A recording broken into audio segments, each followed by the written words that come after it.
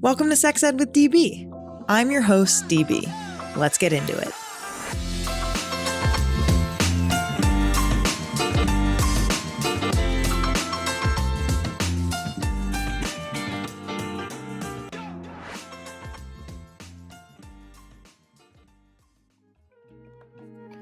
Public service announcement. Oil-based lube and latex condoms do not work. Oil-based lube can break condoms, which defeats the purpose of using it. Uberlube, totally different story. It's latex compatible, super silky, and just a couple drops inside the condom and one pump outside can make everything feel way better. Safe, effective, sexy, and responsible. Use code SEXEDWITHDB for 10% off at uberlube.com and lube up your condoms the next time you have sex. I'm Saharzad. As a journalist traveling the world, I've covered all sorts. Think war zones, scandals in Tokyo, and have sat down with the Taliban in Kabul. But this podcast isn't about any of that. It's about sex.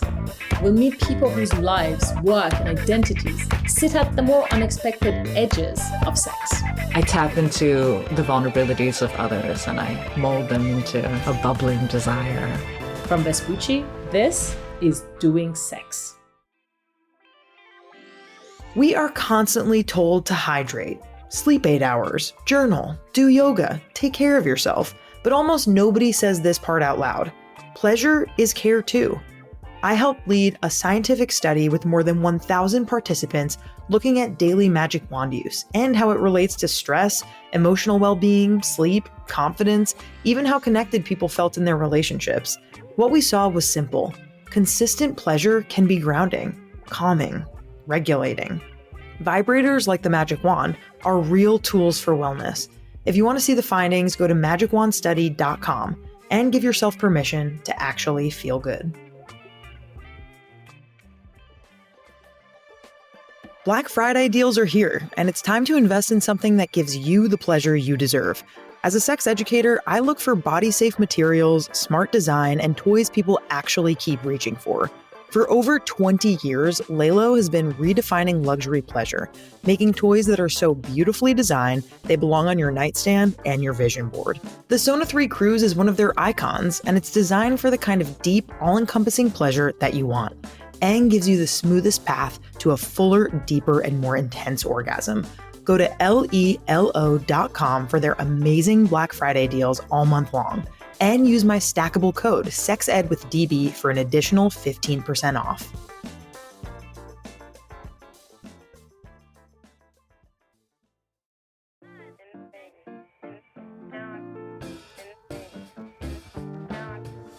Hello, DB here, your favorite sex educator and pleasure expert with 8 years experience of talking about genitals on the internet and on this podcast professionally. Today we are answering a question that a lot of people wonder about, but pretty much nobody feels comfortable asking out loud. And this one actually came into my email inbox anonymously, and I am so glad that it did. And here's what this person wrote. Hello, DB. Please keep this question anonymous. I've tried to find answers, but I don't fully trust what I've read online. Does sex increase vaginal laxity and/or does it affect the introitus muscles around the vaginal opening? Will larger penises cause more laxity? I don't want to shame anyone, and I feel like this topic can be handled in the same grace as an episode on penis size. What a great question. First of all, thank you so much, dear anonymous listener, for writing into me. If you want to write in and have your question answered on the podcast, write in at sexedwithdb@gmail.com, or we have an anonymous question box at our link tree in our Instagram bio. So I just want to say thank you for trusting me with your anonymity and with your question. So this question, in short, is, does having sex make the vagina looser? I feel like a lot of us have heard this. I think I specifically heard this in high school. I remember these asshole boys talked about this girl and said, oh, her vagina is like throwing a hot dog down a hallway. Like they would make fun of girls for having sex. Classic kind of kid shaming women kind of situation. And yeah, I think it's really important that we get this right with science and that we don't body shame and that we answer this person's question. And again, huge shout out to this listener for asking something that so many people are just quietly worried about. Let's go ahead and dive in. Before we talk about laxity, we have to back up and talk about the anatomy at play here. Let's talk about the vagina. The vagina is a muscular, elastic canal designed to expand and contract. So if you're a visual thinker, imagine a scrunchie. It stretches when you put your hair up in a beautiful bun, and then it returns to its usual shape when you put it around your wrist or keep it on your bedside table. And that elasticity is built in. Planned Parenthood describes the vaginal canal as highly stretchable tissue supported by the pelvic floor muscles, and these muscles contract, relax, and respond to all sorts of things like arousal, stress, hormones, and different life events. Now, the introitus, which actually this was a trivia question in our newsletter recently, which is like, what is the introitus?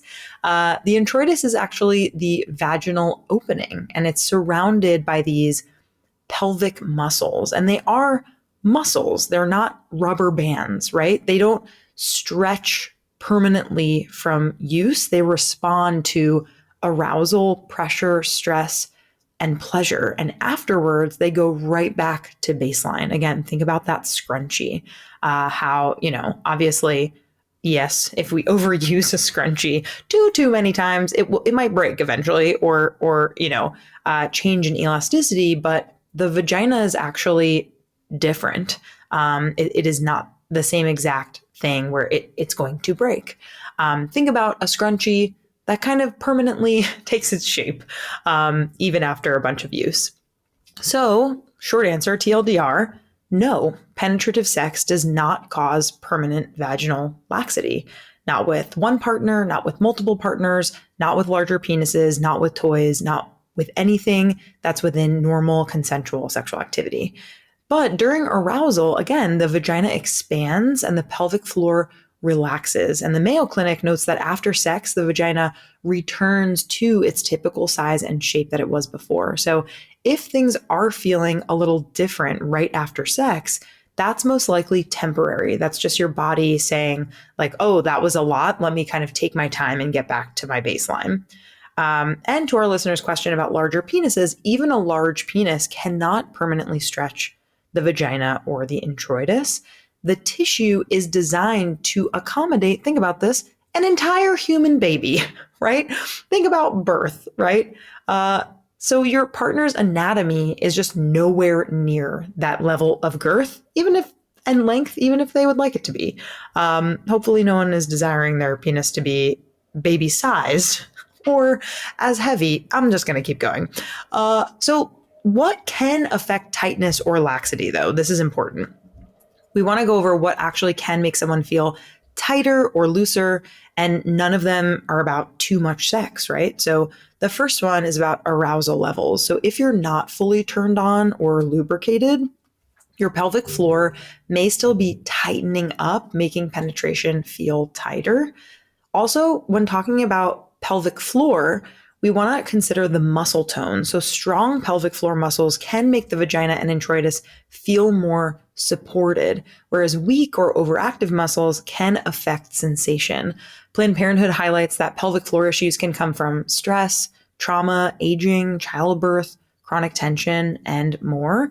And we talked about this in a previous episode recently, but pelvic floor physical therapists are really important people in this world when it comes to helping us figure out how to strengthen our pelvic floor.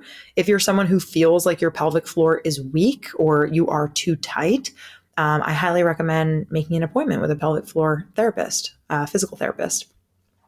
Childbirth, right? Childbirth can stretch pelvic tissue temporarily because, again, an entire human body comes out of the vagina when delivered vaginally.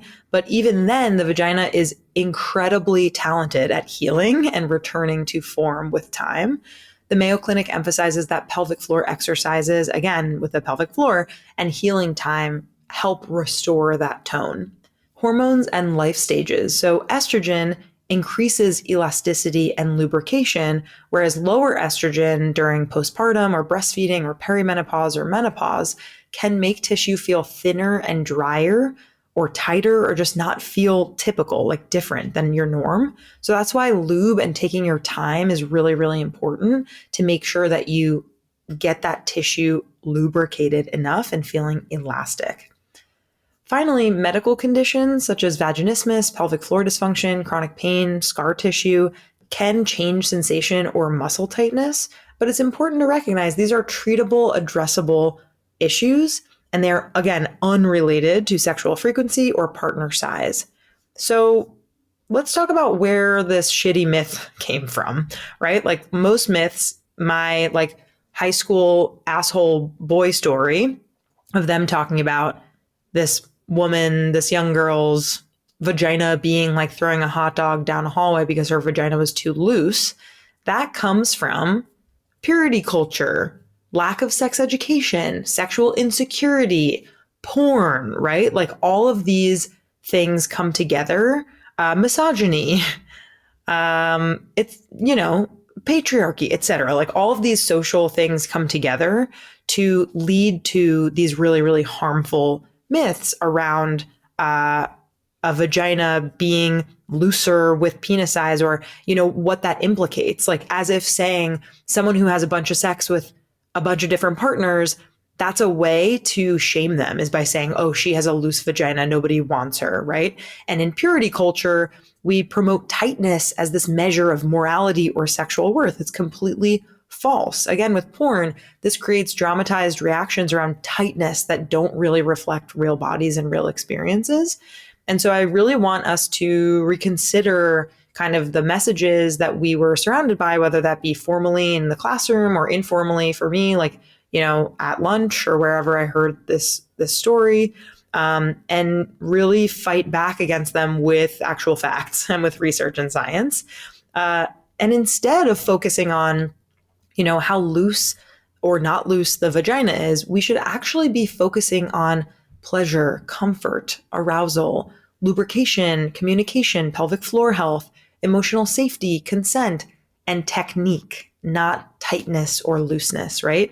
Your vagina is not this baggy sweater that stretches out over time. It's a living, muscular, strong, adaptable organ that is doing exactly what it's supposed to do.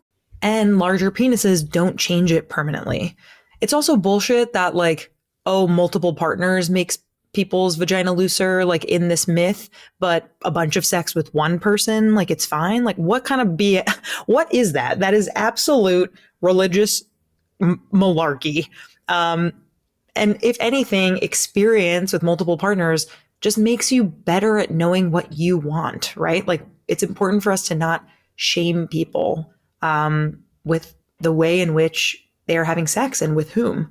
So to our amazing anonymous listener, no, sex does not cause vaginal laxity or stretch the introitus permanently. Your body is resilient, responsive, and it is not defined by sexual history.